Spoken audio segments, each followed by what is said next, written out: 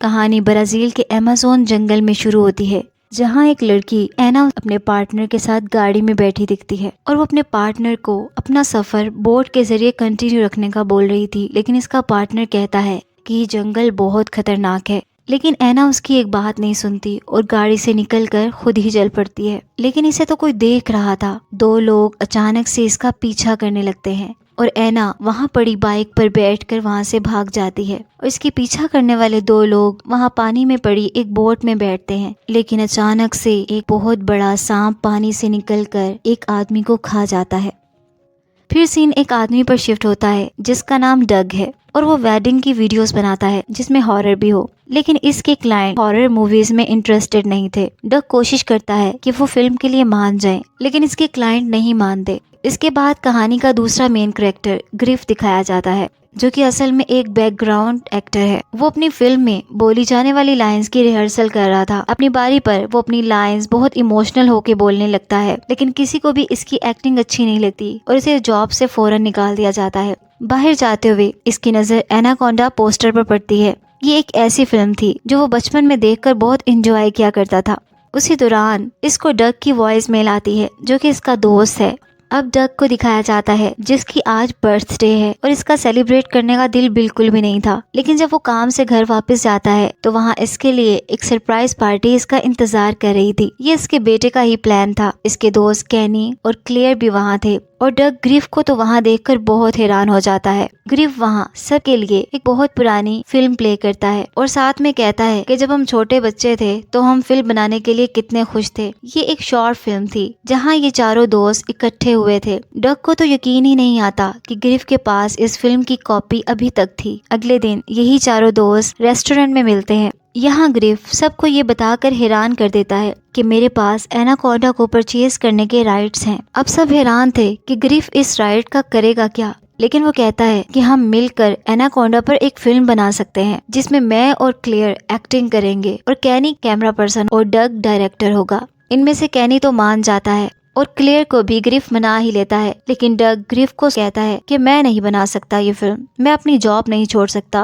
और मेरी फैमिली है जिसका मुझे ख्याल रखना है। ग्रिफ इसे पुराने दिन याद दिलाता है, ये कहकर कि तुम्हें याद है जब हम सुबह 4 बजे तक हॉरर फिल्म देखते थे और अब हमारे पास तो हॉरर फिल्म बनाने का मौका भी है। डग सर हिलाता है और साथ में कहता है अब हम बच्चे नहीं हैं।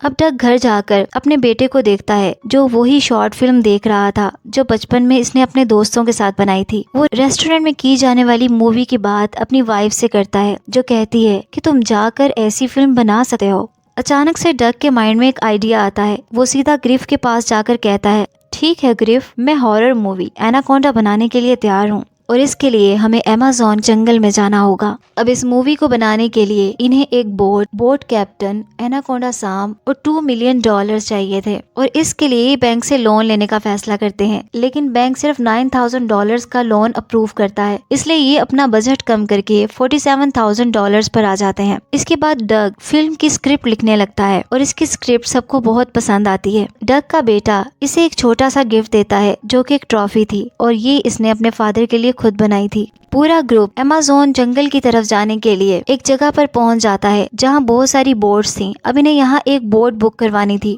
फिर डग और इसके साथियों की मुलाकात वहाँ एक आदमी से होती है जिसका नाम सैंटियागो है और वो सांपों को काबू करने वाला था और इसको डग ने हायर किया था। सैंटियागो के पास एक सांप था जो कि फिल्म शूटिंग में यूज होना था। सैंटियागो अपना सांप हर एक को दिखाता है जो कि एक बॉक्स में था। वो कहता है कि ये मेरा दोस्त है, मुझे एक बुरी हालत में मिला था और मैंने इसकी जान बचाई थी। ये सांप देखकर हर कोई हैरान हो जाता है और इन्होंने जो बोट बुक करवाई थी उस बॉक्स को उस बोट में रख दिया जाता है।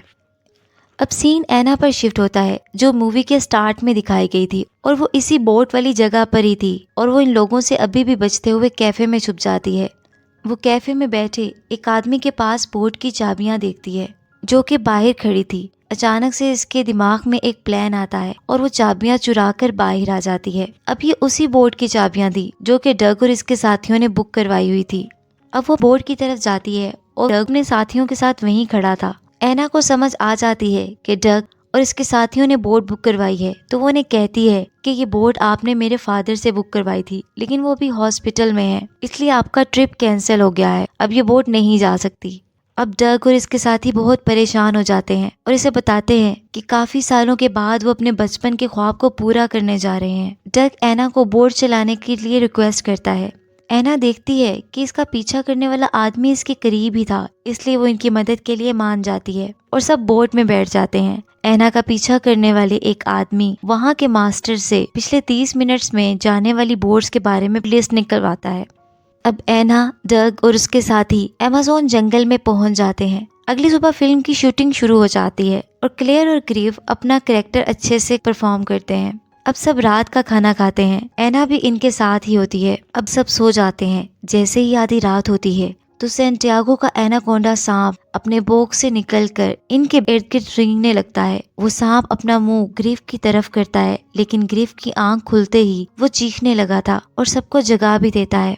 ग्रीफ पूछता है कि ये सब कैसे हुआ है। सैंटियागो कहता है कि सब कुछ सेफ है, ज्यादा चिंता करने की जरूरत नहीं है और मैं आपसे वादा करता हूँ कि आप सबके साथ कुछ गलत नहीं होगा। अब अगले दिन ग्रीफ का एनाकोंडा के साथ फिल्मी सीन था। ग्रीफ बहुत डरा हुआ था और डग को कह रहा था कि ये सीन मैं नहीं करना चाहता, लेकिन डग कहता है फिक्र नहीं करो, सैंटियागो का एनाकोंडा सांप इसके कंट्रोल में है, वो तुम्हें नुकसान नहीं पहुंचाएगा। अब इनकी फिल्म की शूटिंग में ग्रीफ को सैंटियागो के एनाकोंडा सांप को अपने मुंह के पास पकड़कर इसकी तरफ घूरना था, लेकिन इस सीन में ग्रीफ इतना डर जाता है कि वो सांप को खौफ से दूर फेंक देता है। सैंटियागो का बड़ा सांप बोट के ब्लेड में आकर कटकर मर जाता है। सैंटियागो की तो आधी रूह ही जैसे जिस्म से निकल गई थी, क्योंकि इसका सांप अब मर चुका था। बाद में सैंटियागो इसे जलाता है और रोने लगता है। ग्रीफ सैंटियागो से आकर माफी मांगता है। अब दोनों बातें करने लगते हैं। सैंटियागो बताता है कि तुम लोगों की फिल्म की शूटिंग के लिए मैं एक नए सांप को अरेंज करूंगा, और वो ग्रीफ के साथ जंगल में आधी रात को सांप को ढूंढने के लिए निकल जाता है।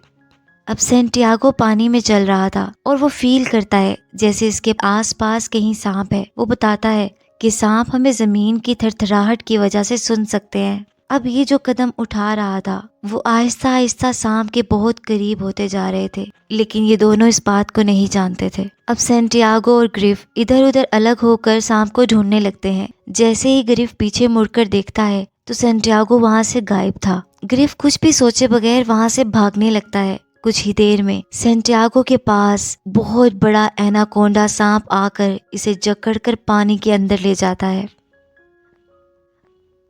ग्रीफ डग के पास आ चुका था और इन सबको बताता है कि सैंटियागो जंगल में कहीं इधर उधर चला गया है। डग कहता है कि सैंटियागो एक बहुत बड़ा सांप पकड़ने वाला है, अगर वो जल्द वापस नहीं आता तो हम इसे फौरन ढूंढने जाएंगे। अब 1 घंटा गुजर जाता है, लेकिन सैंटियागो वापस नहीं आता। ग्रीफ अब बहुत डर गया था। अब डग सबको लेकर सैंटियागो को ढूंढने के लिए जंगल में रात में निकल जाता है और वो जल्द ही गहरे जंगल में पहुंच जाते हैं, जहाँ इन्हें खाली वैन नजर आती है, जिसको जाकर वो चेक करने लगते हैं।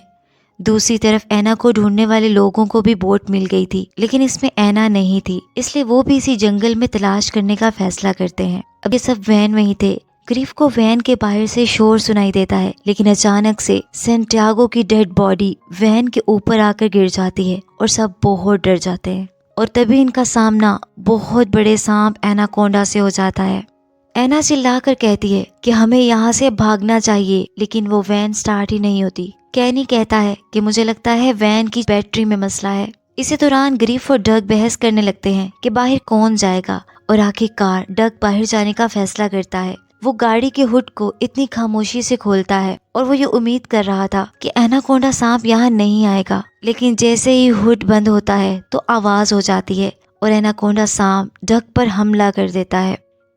डग बहुत मुश्किल से वैन के अंदर अपनी जान बचाकर आ ही जाता है और वैन भी अब स्टार्ट हो गई थी। एनाकोंडा तो एक डायनासोर जितना बड़ा था और कुछ बाइकर्स का एक ग्रुप भी इनका पीछा करने लगा था। ऐना इनको वार्न करती है कि वैन मत रोकना, और ये सब गोल्ड माइनर्स हैं और कोई भी अगर इनके इलाके में आ जाता है तो उसको जान से मार देते हैं। अब ये पीछा करने वाले बाइकर्स इस वैन पर फायरिंग शुरू कर देते हैं। ऐना अपनी गन निकाल कर इन पर बराबर की फायरिंग करती है और ये सब अपनी जान बचाकर बोट तक तो पहुंच ही जाते हैं, लेकिन एक आदमी गन पकड़े वहीं पर था, जो इनको धमकी देते हुए पूछता है ऐना कहाँ है। ऐना इन चारों दोस्तों के पीछे थी और वो चुपके से बाहर आकर इस आदमी को बेहोश कर देती है और सबको कहती है कि हम सबको यहाँ से निकलना चाहिए। अब डग को अपनी फैमिली का भी ख्याल आ रहा था। डग सबको घर वापस जाने का मशवरा देता है, लेकिन ग्रिफ बिल्कुल नहीं मानता और कहता है कि हम फिल्म की शूटिंग करने के लिए आए हैं और हम ये करके जाएंगे। फिर डग को भी मानना पड़ता है। अब डग दोबारा स्क्रिप्ट लिखता है जिसमें एना का कैरेक्टर भी था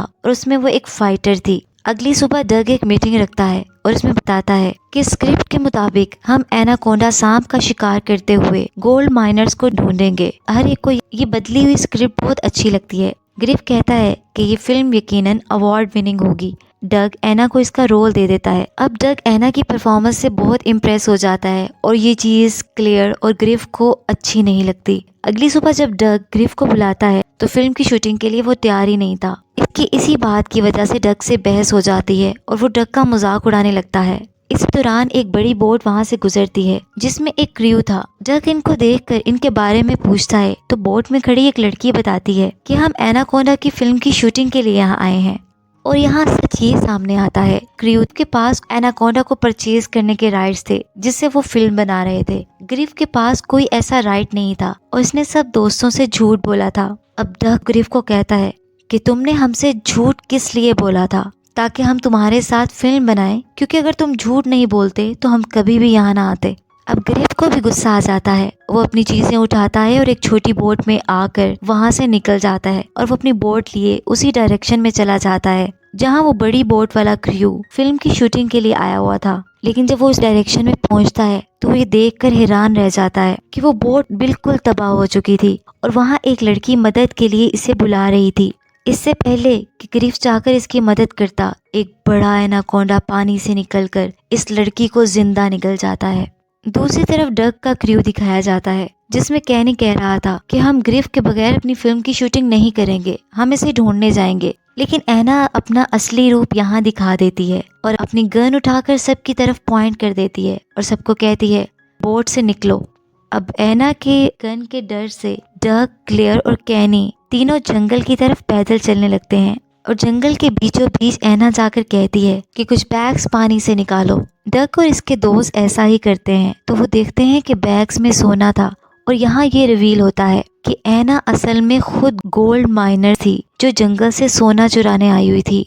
अचानक वहाँ एक आदमी आ जाता है और इन सब पर गन पॉइंट कर देता है। असल में ये आदमी पुलिस ऑफिसर था और एना का पुलिस ऑफिसर्स ही पीछा कर रहे थे। वो डग और इसके साथियों को बताता है कि ये लड़की गोल्ड की स्मगलिंग करती है। दूसरी तरफ ग्रिफ अपनी बोट दोबारा अपने दोस्तों की तरफ लेके जा चुका था लेकिन वहाँ कोई भी नहीं था, इसलिए ग्रिफ इनका पीछा करते हुए जंगल पहुँच गया था और फासले पर खड़ा देखकर समझ नहीं पाया था कि हो क्या रहा है। इसीलिए वो बगैर कुछ सोचे समझे पुलिस ऑफिसर की टांग पर गोली चला देता है। डग फौरन ग्रिफ को बताता है कि तुमने पुलिस पर गोली चला दी है जो हमारी जान बचा रहा था। मौका देखते ही एना ग्रिफ से गन खींचकर पुलिस ऑफिसर को जान से मार देती है। लेकिन क्लेयर भी हिम्मत दिखाती है और वो एना से गन छीन लेती है। लेकिन दोबारा से वही सांप एनाकोंडा बाहर आकर एना को जिंदा खा जाता है। अब ये सब अपनी जान बचाकर भागते हैं। सब जंगल में आगे बढ़ रहे थे। डग और ग्रिफ आपस में बातें ही कर रहे थे कि दरख्त से वही सांप एनाकोंडा आकर डग को भी पूरा निकल जाता है। हर कोई खौफ में भागता है। ग्रिफ तो जैसे टूट सा ही गया था क्योंकि ग्रिफ ही था जो चालाकी से डग को यहाँ जंगल में लाया था और डग अब मौत के मुंह में जा चुका है। कैनी दूरबीन से रास्ता तलाश कर रहा था और बताता है कि मुझे यहाँ बाहर निकलने का रास्ता मिल गया है। इससे आगे बहुत बड़ा मैदान है और वहाँ एक बोट भी है जिससे हम अपनी जान बचाकर निकल सकते हैं। लेकिन वहाँ तक भाग कर जाना आसान नहीं है क्योंकि ये जगह बहुत खुली है और एनाकोंडा किसी भी तरफ से हम पर हमला कर सकता है। तो ये बात कर ही रहा था, अचानक से इन सबको आसपास शोर सुनाई देने लगता है। अब एनाकोंडा दरख्त पर इनके करीब ही था लेकिन अचानक वहाँ डग की डेड बॉडी नीचे गिरती है जिसके साथ एक पिग भी था। कैनी इसकी नब्ज चेक करता है और कहता है कि डग मर चुका है और फिर ये कहता है कि अगर हम फील्ड तक डग की बॉडी को खींच कर ले जाएं और इसके कंधों पर इस पिग को बांध दें तो इस वजह से सांप का ध्यान सिर्फ इस पर हो जाएगा और हम जान बचाकर भाग पाएंगे। अब क्लेयर और ग्रिफ के पास इसको मारने के अलावा कोई और ऑप्शन नहीं था। कैनी इस मरे हुए पिग को डग के कंधों पर बांध देता है और एक मरी हुई गिलहरी डग के मुंह में भी डाल देता है। अब वो इस मैदान की तरफ भागते हैं। अब वही होता है, एनाकोंडा डग की तरफ रेंगता है लेकिन इसी दौरान डग की आंखें खुल जाती हैं क्योंकि वो खुशकिस्मती से जिंदा था। दूसरी तरफ इसके साथी ये सब देख लेते हैं कि डग जिंदा है और वो फासले पर चिल्लाने लगते हैं ताकि डग को बता सकें कि सांप इसके बिल्कुल पीछे है। डग सांप से बचने के लिए भागने लगता है और जो पिग इसके कंधों के साथ बांधा गया था वो भी होश में आ जाता है और वो डग को काटने लगा था, लेकिन एनाकोंडा सांप इस पिग को डग के कंधों से ही निगल जाता है और डग हिफाजत से अपने दोस्तों तक पहुंच जाता है और जंगल में जाकर वो इनसे पूछता है कि ये सब मेरे साथ किसने किया और ये आइडिया किसका था। कैनी कहता है ये पूरे ग्रुप का प्लान था, लेकिन डग सब जानता था कि ये किया कराया सिर्फ कैनी का ही था। वो आगे जाते जाते इनको एक फिल्मी सेट नजर आता है जो कि बिल्कुल तबाह हुआ था। ग्रीफ को वहाँ से एक वॉकी टाकी भी मिलता है और आगे से किसी आदमी का रिस्पॉन्स भी आता है, लेकिन ग्रीफ को इसकी कोई समझ नहीं आती। अभी आधी रात में आगे तो बढ़ रहे थे, अचानक से एनाकोंडा सांप इनका पीछा करने लगता है, लेकिन कोई पीछे से आकर अपनी फ्लेयर गन उस सांप पर चला देता है जिससे इनकी जान बच जाती है। इस आदमी का नाम आइस क्यूब था। वो बताता है कि हमारे क्रू पर जब इस सांप ने हमला किया तो मेरा सारा क्रू इधर उधर बिखर गया था। डग कहता है कि हमें एनाकोंडा सांप को पहले मार देना चाहिए, इससे पहले कि वो हमें मार डाले। और वो आइस क्यूब से पूछता है कि तुम लोग अपनी स्क्रिप्ट में एनाकोंडा को कैसे मारने जा रहे थे। तो आइस क्यूब बताता है कि हमारे राइटर ने तो सिर्फ आधी स्क्रिप्ट ही लिखी थी और हमने इसी स्क्रिप्ट पर अपनी फिल्म की शूटिंग शुरू की हुई थी। अब एक चीज तो आइस क्यूब जानता था, वो बताता है कि हमने छोटे छोटे बॉम्ब्स पूरे एरिया में सेट कर दिए थे। आइस क्यूब ये भी कहता है कि मुझे अपने साथियों को ढूंढने के लिए निकलना है और वो जाने से पहले इनको एक गन भी दे देता है। अब डग के साथियों में से कैनी को पता था कि इन छोटे छोटे बॉम्ब्स को ब्लास्ट कैसे करना है।